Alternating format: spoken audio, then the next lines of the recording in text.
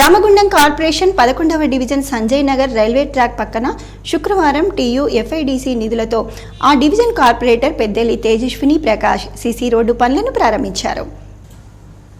ఈ సందర్భంగా కార్పొరేటర్ మాట్లాడుతూ గత 30 సంవత్సరాల నుండి డివిజన్ ప్రజలకు ఓపెన్ డ్రైనేజీ ఉండటం కారణంగా రోడ్డు లేక చాలా మంది ఇబ్బందులు పడి ఎంతో మంది ఈ డ్రైనేజీలో పడి గాయాల పాలయ్యారని తెలిపారు. గత సంవత్సరం ఓపెన్ డ్రైనేజీని అండర్ గ్రౌండ్ గా చేయటం జరిగిందని, ఈ సంవత్సరం కాంగ్రెస్ ప్రభుత్వం వచ్చిన తర్వాత రామగుండం ఎమ్మెల్యే మకాన్ సింగ్ రాజ్ ఠాకూర్ సహకారంతో ఈ రోజు రోడ్డు పనులను పూర్తి చేయటం జరుగుతుందని అన్నారు. ప్రకాష్ గారు కార్పొరేటర్గా ఉన్నప్పుడు ఈ డివిజన్ మా పరిధిలో లేదు. తర్వాత మా ఎలక్షన్ ముందు ఈ డివిజన్ అంతా ఊళ్ళోకి తీసుకున్న తర్వాత ఇక్కడ పెద్ద ఒరలాగా ఉండేది. ఇక్కడ కూడా ఇబ్బంది ఉండి అక్కడ కాలువలు చేయడం వల్ల కాళ్ళు చేతులు విరిగిన సందర్భాలు ఎన్నో ఉన్నవి.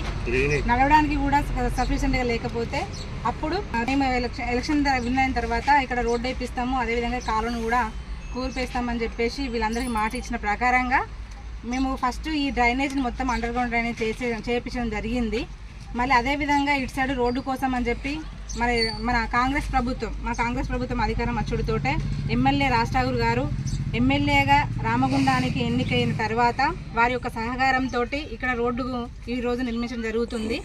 ఈ కార్యక్రమంలో బస్తీ పెద్ద మనుషులు కేసారపు రాయపోషం, ఈర్ల ఓదేలు, అడ్డూరి దుర్గయ్య, ఇనిగల రాజయ్య, తాండ్ర సారమ్మ, ఇందారపు దుర్గమ్మ, మంతిని నాగేష్, కేసారపు శివాజీ, తాండ్ర సమ్మయ్య, రాజేశ్వరి తదితరులు పాల్గొన్నారు.